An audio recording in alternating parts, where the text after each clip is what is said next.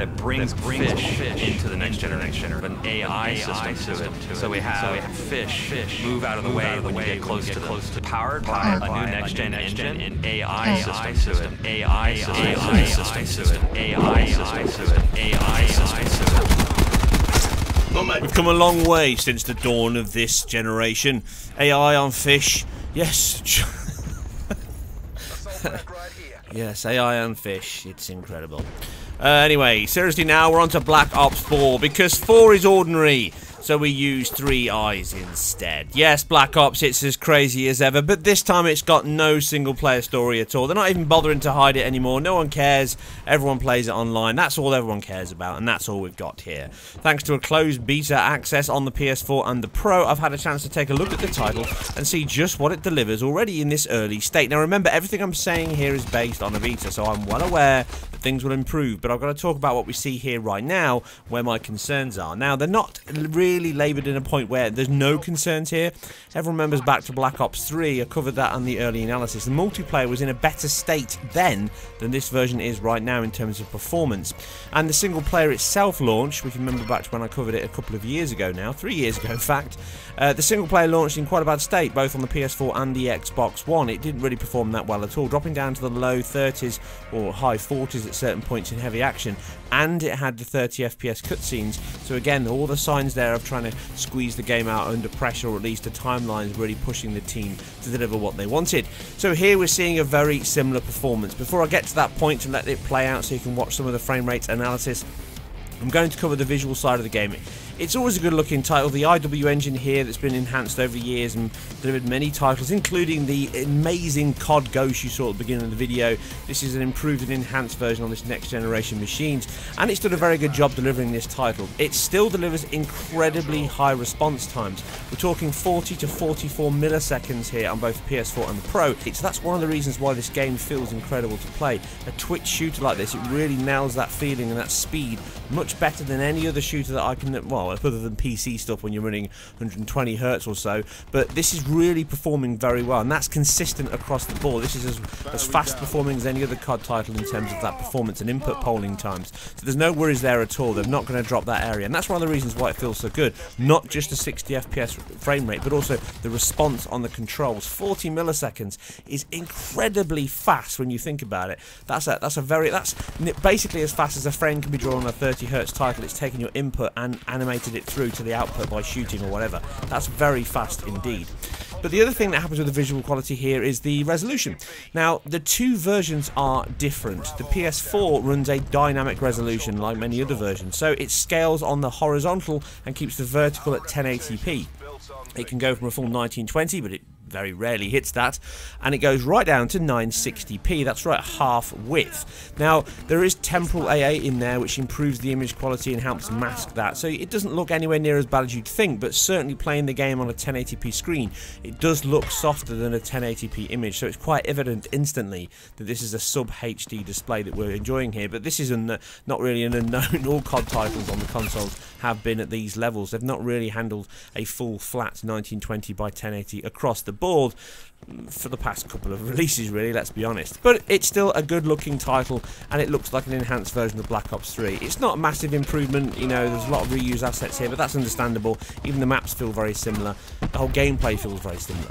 The PS4 Pro does something different, although not different to other titles that I've covered. Again, it uses a checkerboard solution, but again, it's just the width. This time we're seeing 960 by around 1620 is the lowest I've seen it go, right up to 3840 by 2160. But I believe they're doing two separate techniques here. One of them is most likely using the ID buffer to actually intersect, well, in fact I know it is. It's definitely using 960 as a base rendering width rate. I can definitely see that.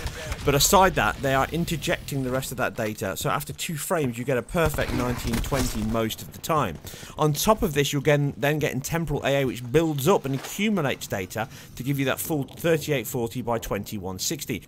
To be clear, I can't tell specifically whereabouts the actual lower bounds come, so like I say, around 1620 1800p is the lowest I've seen on the vertical, but the horizontal starts at 960 and then upscales from beyond there. So I think it's 960 interjected to 1920.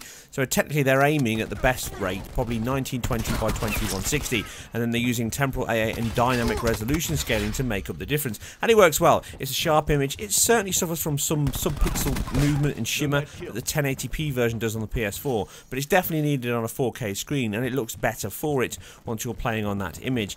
But performance-wise, that's really where I've got issues at this point. Like I say, it can improve, but you can see the issues here. We've just touched on the amazingly fast input polling rate, but that's ideal conditions. Unfortunately, during this beta, and I'm struggling to get into it, I've kind of played this game for many years now, I'm not loving it as much as I used to. It feels very, very similar. But that performance affects that as well. It judders, it stutters, you've got all the same issues you used to get from other games, so the lag and the juddering and the people lagging out and disappearing mid-game and juddering out and watching their kill cam as it judders around at half frame rate. All of these kind of issues are still there. So they're definitely using large portions of the original engine in codebase, and their netcode has not changed dramatically, and I think that's one area where I really wish they'd push on. Beyond the fact that I'd like them to push the actual title itself more towards something more dynamic and scaling more, like we see in Battlefield. But we'll have to see what the battle mode, the Royale Forge mode, brings in the title when it releases. But overall, it's still COD, but the PS4 version suffers far more than the PS4 Pro. The PS4 Pro version, in fact, is actually very consistent. It's more like you'd expect from a COD game, hovering around the average is 58.9, I think it was. You'll see it on screen, the stats are there, and they'll be in the comments below. They both run adaptive VSync, so they tear in the top third around 1 or 2 milliseconds over that budget. It can tear, and the rest of it flips. Other than that, it holds VSync for a full refresh. So you get points dropping down, consistent 33 millisecond points on the PS4, dropping down to low 40s, and that's not good. In multiplayer, that's really not good. It feels horrible at certain points, and you certainly die because of that. I'm not saying every time, but you certainly have issues where that happens. The Pro is much better, it's more consistent, averaging around the 58, and it feels much better, but it still performs with some dips here and there down into the mid-50s, but it's overall a much more consistent performing title, and it looks slightly sharper. But again, you're not going to really spend time looking at the pixel rate when you're playing a game like this. So I really am disappointed that we're not seeing more performance levels from the title. So I hope that's the one area that they really centre on to improve the performance in the multiplayer, because that's all this game is. There isn't only thing but multiplayer, nothing else. But for a beta, you're not going to be disappointed if you're looking for more COD action, even if you can't jump and run around the walls like a lunatic with a jetpack up your arse anymore. But there you go. It is COD. You will enjoy it. It's Black Ops. That's it for now. Please watch the rest of the footage to see some PS4 Pro frame rate action. If you enjoyed this or anything else that I've put together, please like, subscribe and share where appropriate, and I'll catch you on the next one.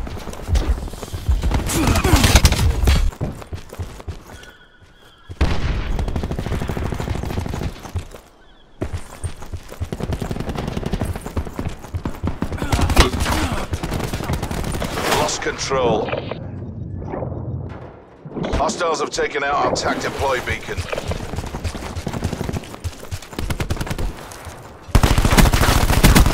Pulled ahead. Destroyed. Hostiles have taken out our TAC deploy beacon. Enemy UAV above.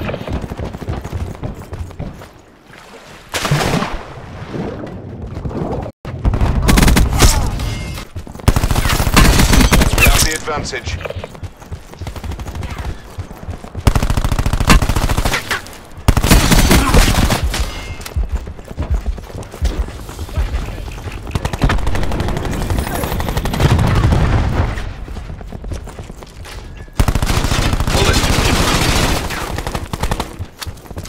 Tactical reinforcement available.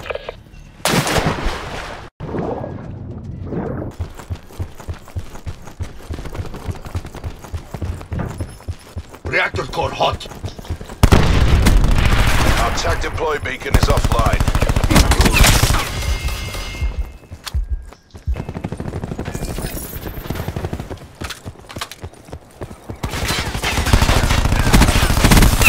Wolf on bag.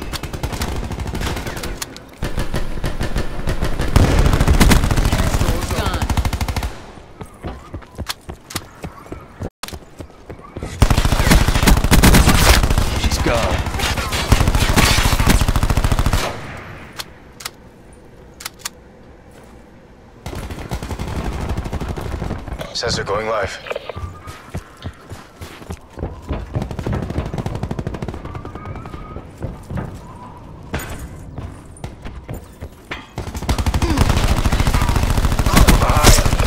down.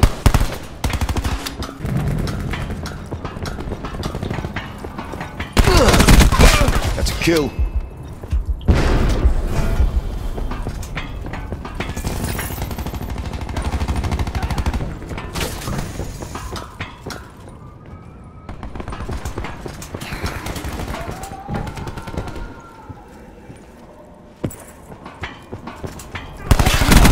We've taken control.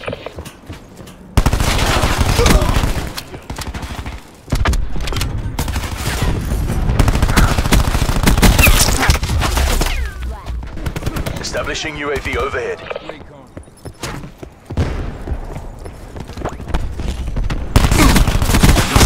One by dead bad guy.